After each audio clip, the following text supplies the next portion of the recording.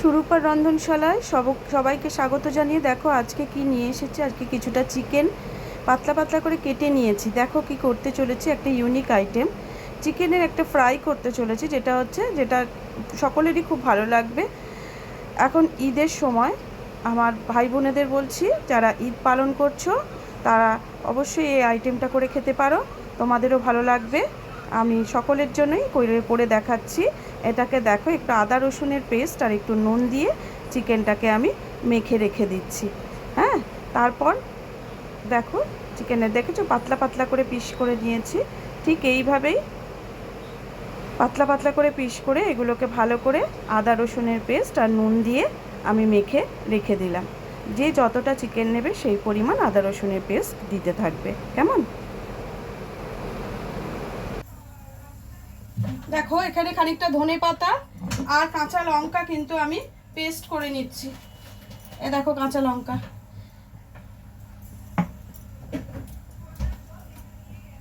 আমার জায়গা কিন্তু খুব ছোট গো, ওই জন্য তোমাদের দেখাতেই দেখো এর মধ্যে পেস্ট করে নিতে হবে। আমি পেস্ট করে নিয়ে তোমাদের দেখাচ্ছি। দেখো এখানে খানিকটা কর্নফ্লাওয়ার নিয়েছি। কর্নফ্লাওয়ারের মধ্যে একটা ডিম দিয়ে দেবো আমি।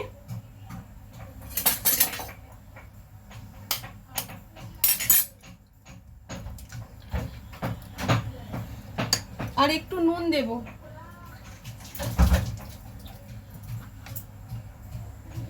আমি তেলটা কিন্তু কড়াতে বসিয়ে দিয়েছি, নুনটা একটু কমই দেব কারণ আমি এতে নুন দিয়েছি।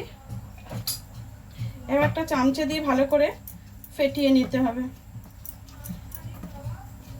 আমি ফেটিয়ে নিয়ে তোমাদের দেখাচ্ছি।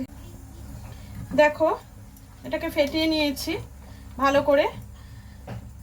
কর্নফ্লাওয়ার আর ডিম এটাকে ভালো করে ফেটিয়ে নিয়ে এইবারে এখানে নিয়েছি খানিকটা ময়দা, সাদা ময়দা নিয়ে নিয়েছি। আর এখানে এগুলোতে তো আমি আগেই দেখিয়ে দিয়েছি, এগুলো আদা রসুন বাটা আর কি দিলাম, নুন দিয়ে মেখে রেখেছি। এইবারে এর মধ্যে একটু ধনে পাতা কাঁচা লঙ্কা বাটা, যেটা তোমাদের দেখালাম আগে, ওটা একটু দিয়ে নেব। ওটা আমি নিয়ে আসছি। দেখো এর মধ্যে খানিকটা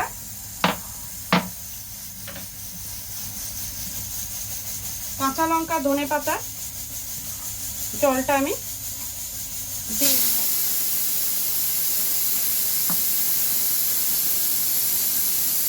এবার ব্যাটারটার সঙ্গে ভালো করে মিশিয়ে দিলাম।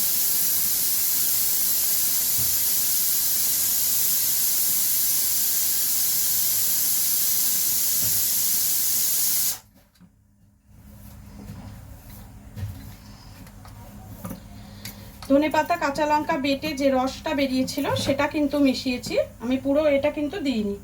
এবারে দেখো একটা করে এই পিস আমি এতে চুবিয়ে নিয়ে আমি এই ময়দাতে কোট করে নিচ্ছি। ভালো করে দুবার চারবার ঘুরিয়ে ঘুরিয়ে ঝেড়ে ঝেড়ে ভালো করে কোট করবে। প্রত্যেকটা পিসকেই কিন্তু এইভাবে কোট করে নিতে হবে।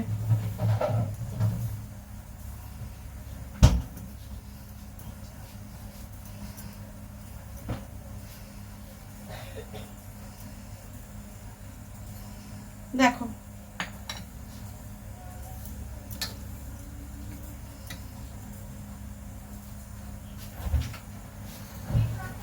এইভাবে প্রত্যেকটা পিসকে আমি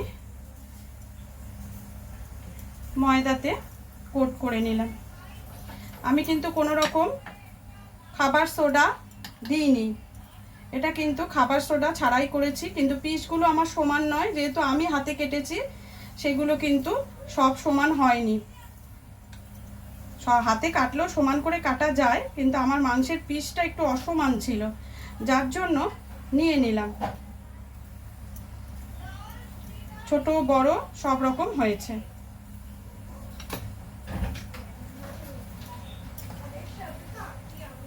সবগুলো পিস আমি এইভাবে, এই পিসটা যেমন অনেকটাই বড় হয়ে গেছে,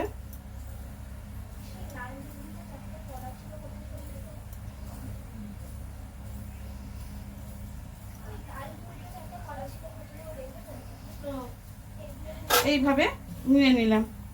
এইবারে আমার এদিকে গ্যাসের আগুনটা কিন্তু আমি বেশি জোরে করব না, মিডিয়াম টু হাইতে রেখে আমি এটাকে ফ্রাই করব।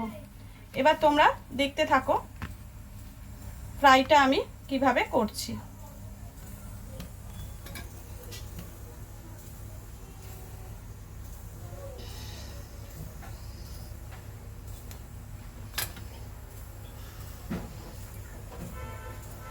তোমরা নিশ্চয়ই দেখতে পাচ্ছ কড়াই তেলটা গরম হয়ে গেছে। এবার আমি আস্তে আস্তে এই একটা করে ফ্রাই ছেড়ে দিলাম, আবারও একটা ছাড়ছি।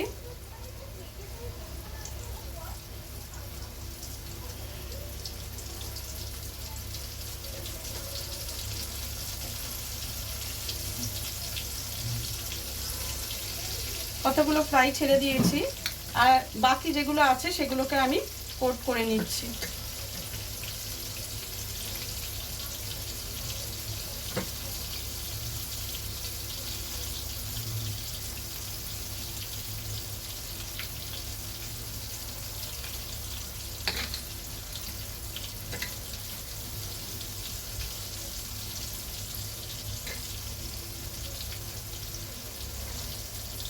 বাচ্চা থেকে বড় সকলেরই এটা খুব খুশির আইটেম। সবাই মোটামুটি এই আইটেমটা ভালোবাসে।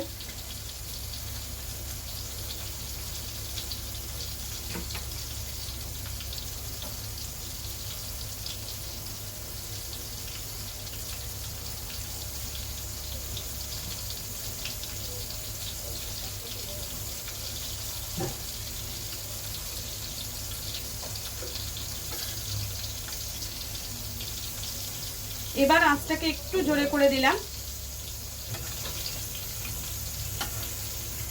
এটা কিন্তু যথেষ্ট ক্রিস্পি হবে।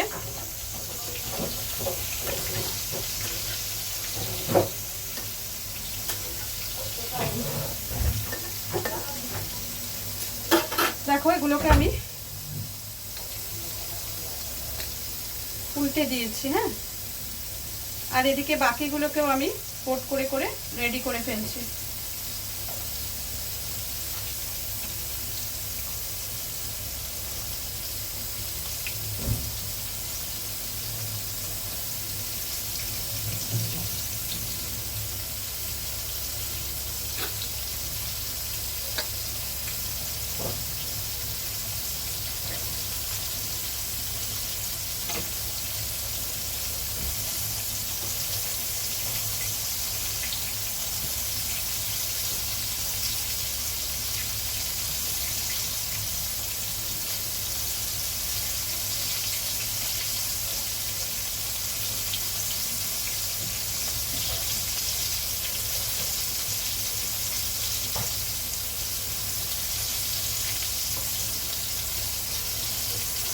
এটা একদম গোল্ডেন ব্রাউন করে নামাবে, ভাজাটা যেন খুব সুন্দর হয়।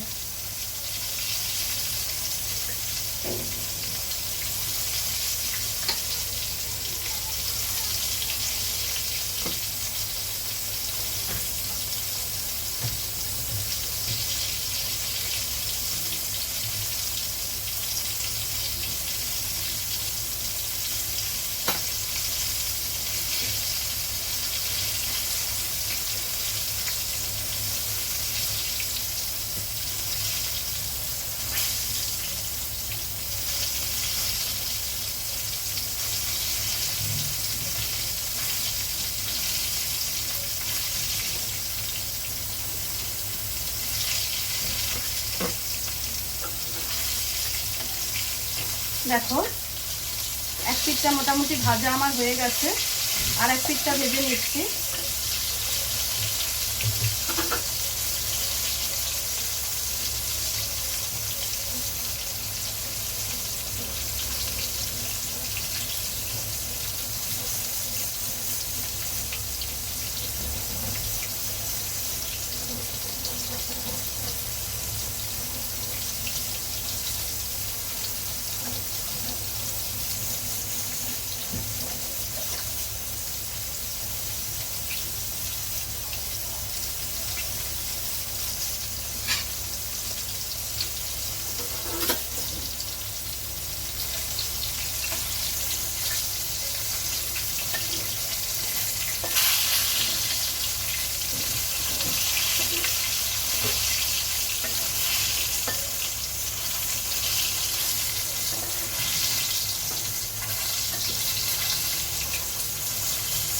ভালো করে ভাজাটা হোক, তারপর আমি ঘুরে আসছি।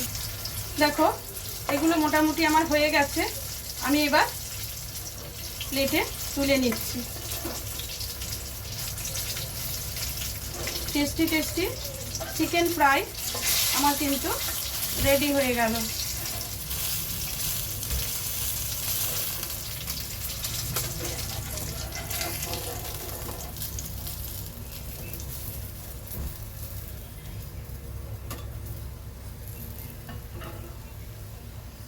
দেখো চিকেন ফ্রাইগুলো কতটা সুন্দর হয়েছে। এবার নেক্সট আমি আবার এখানে ছেড়ে দিচ্ছি।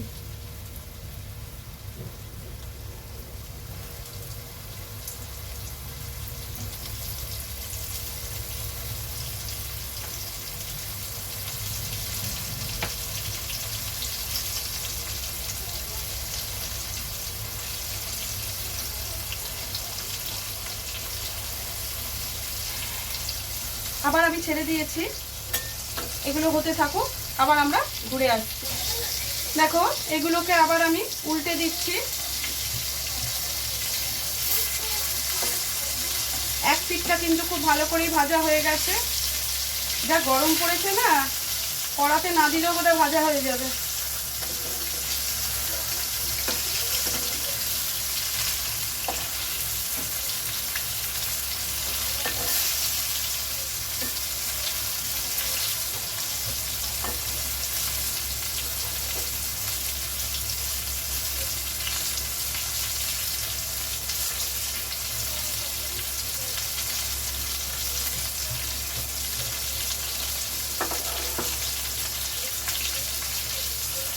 আরও কিছুটা আমার কাছে যেগুলো রয়েছে, এর পাশে পাশে জায়গা আছে, আমি ছেড়ে দিচ্ছি। তাতে কি হবে, ভাজাটা হতে থাক।